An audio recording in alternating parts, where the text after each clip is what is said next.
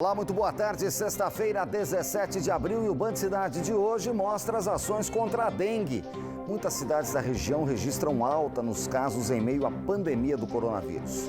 As dicas para uma quarentena segura e divertida com as crianças. E vamos falar do auxílio emergencial do governo federal.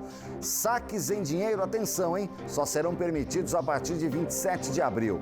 E também as dicas para limpeza da casa, limpeza adequada nesse período de cuidados com a saúde. Band Cidade está no ar.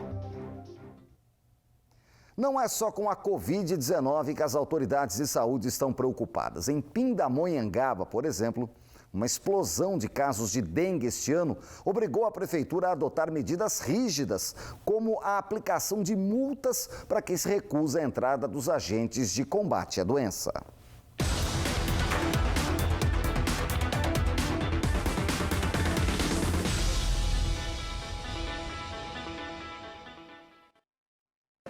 Com medo da dengue, a Beatriz recebeu os agentes de combate a endemias de Pindamonhangaba para uma vistoria na casa dela. E por aqui, nada de criadouros à vista. A moradora se preocupa porque a filha e a tia já pegaram a doença e ninguém quer viver esse drama de novo. Eu fico preocupada que nem todos abrem, alguns fingem até que não está no local. E está aqui presente, minha tia teve, minha filha teve, da minha filha foi 4 dias, mas foi com muito medo, muita fé em Deus também, porque a dengue dela era perigosa, porque podia ser hemorrágica, que ela estava com sangue grosso. Então foi muito tenso. Mas o problema é que neste período de pandemia de coronavírus, a maioria não está fazendo como a Beatriz. Muitos rejeitam a visita de agentes nas casas. Abra a porta, por favor. Tem que ter mais conscientização.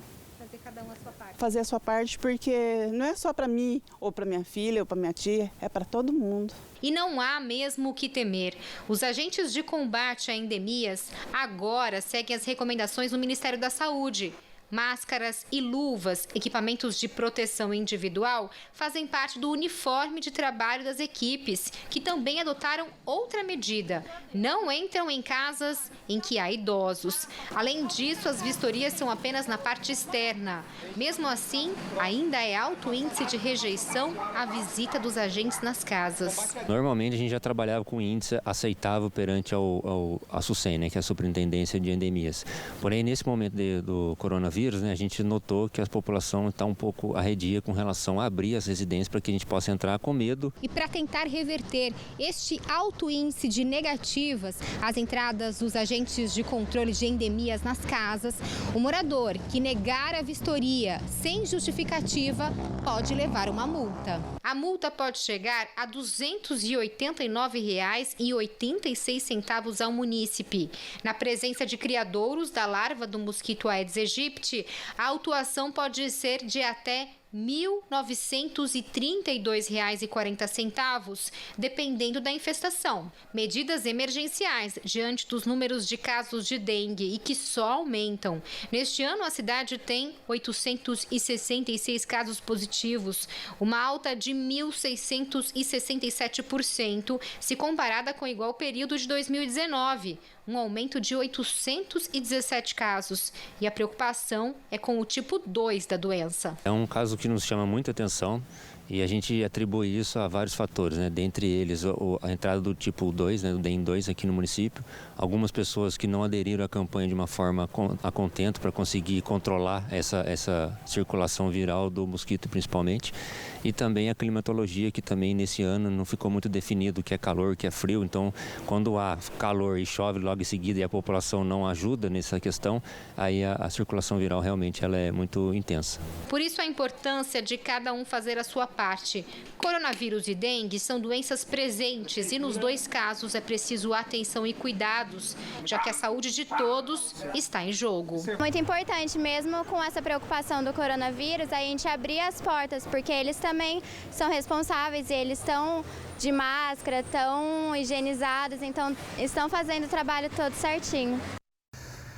E olha, por causa da Covid-19, a Prefeitura de São Sebastião vai fazer um bloqueio sanitário educativo. Começa daqui a pouco, às 14h, deve atender os bairros Canto do Mar e Jaraguá, e áreas que fazem limite com Caraguatatuba e também com Bertioga. O objetivo é orientar e conscientizar motoristas sobre o isolamento social nessa véspera de feriado prolongado na quarentena. Automóveis com placas de outras cidades serão higienizados. 214 pessoas já tiveram diagnóstico confirmado da Covid-19 na região. O número sobe todo dia. O número de mortes, por enquanto, se mantém. 12. As mortes suspeitas também subiram, chegam a 50. Vamos à distribuição dos casos por cidades na tela que a gente preparou para você aqui. Todo dia a gente atualiza no Band Cidade. Tá aí, ó. São José dos Campos lidera a lista. Tem 131 casos confirmados, 17 mortes suspeitas e 3 confirmadas. Com 2 mortes confirmadas está São Sebastião, que já tem 10 casos confirmados. Taubaté subiu para 14 o número de casos confirmados e para 10 o número de mortes suspeitas. Tem morte confirmada também na cidade de Santa Branca. A gente separou aqui, ó, Caraguatatuba, 2 mortes confirmadas e agora 13 casos confirmados. Jacareí chega a 14 casos confirmados da Covid-19 com 1 morte. A morte também pela doença em Pindamonhangaba, que tem outros 6 casos confirmados, mesmo número de Caçapava, Lorena tem 3, Ubatuba tem 1 e todas as cidades com mortes suspeitas. Por fim, Cruzeiro tem 1 morte confirmada pela Covid-19 com 3 casos suspeitos e mais 1 morte suspeita. A gente tem caso confirmado também em Ilhabela, em Tremembé e em Campos do Jordão. Aparecida tem 1 morte suspeita. E tem também muita notícia boa de gente recuperada do coronavírus. Uma delas é a médica Adriana Azevedo Lame, de 49 anos. Ela mora em Caçapava e recebeu alta na Santa Casa de São José dos Campos nesta quinta-feira, após quase 1 mês internada para se tratar da doença. 10 dias da internação, a médica passou na UTI. A doutora Adriana mandou um vídeo para a gente. Veja. Fiquei internada por aproximadamente 20 e poucos dias, sendo 10 dias de UTI, né? Os sintomas começaram com uma tosse seca, depois obstrução nasal, perda de apetite, dor de cabeça, dor no corpo, febre, comecei a ter cansaço, né? Por último é que veio a falta de ar. Daí eu procurei o serviço médico. No momento que você está ali na UTI, eu passei momentos de desespero, porque eu só pensava em respirar. Só respirar, eu não tinha força para nada. Era como se eu estivesse presa na cama. Eu não conseguia fazer nada, só respirar. Eu falava, minhas energias estavam voltadas para respirar, né? Era aquilo que eu pensava, isso que vai me manter viva, né? E isso é desesperador. Cheguei em momentos que eu falava, Deus, eu não sei, será que eu vou conseguir, né? Mas felizmente ali Deus segurou na minha mão e eu estou aqui, né? Graças a Deus. Nossos agradecimentos à doutora Adriana e ao marido dela, o Carlos, que gentilmente enviaram esse depoimento para a gente e a gente queria divulgar os números aí de todos os recuperados da Covid-19 na região. Mas nem todas as prefeituras passam os dados de pessoas que se curaram. O que temos até agora é o seguinte: 53 curados de coronavírus na região, 42 em São José dos Campos, 3 em São Sebastião. Cachoeira Paulista, Caraguatatuba e Pindamonhangaba tem 2 recuperados em cada cidade. Em Cruzeiro e em Tremembé tem 1 recuperado cada e a gente espera que assim a gente mostre que é importante se prevenir. O fechamento das escolas por causa do coronavírus alterou a rotina de crianças e adolescentes e muitos ficaram expostos à internet. Mas essa mesma internet que tem auxiliado na educação pode ser usada em crimes contra as crianças. É sobre isso que eu converso ao vivo com a Roberta Rivelino. Ela é presidente da Childhoods, que é uma instituição que atua na proteção das crianças e gentilmente nos atende no Band Cidade. Muito boa tarde, Roberta. Nesse período de quarentena, aumentou também, infelizmente, a quantidade de crimes cibernéticos relacionados principalmente à exploração, ao abuso sexual. Dá para evitar isso nesse período? Boa tarde mais uma vez. Boa tarde, Cláudio. Tudo bem? É um prazer para mim estar aqui com vocês.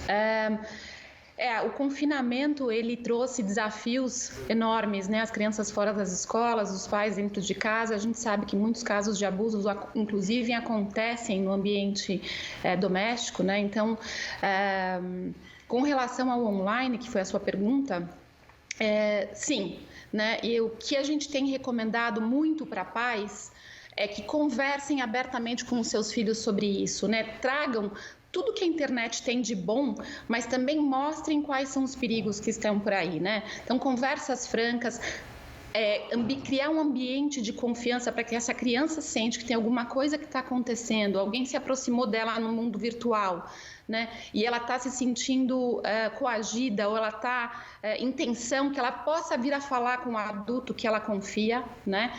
Os pais podem sim e devem monitorar o que as crianças estão acessando nas redes, né? Isso é muito importante. Saber o que seu filho está assistindo, quais são as redes sociais que ele está usando, olhar os controles parentais. Hoje, todas as plataformas de games, as redes sociais, os chats, eles têm controles parentais de privacidade, então garantir que os controles parentais, eles estão todos ativados no seu maior nível de segurança, são algumas das dicas que a gente dá. Sabe quando a gente fala que não dá para deixar uma criança pequena atravessando a rua sozinha?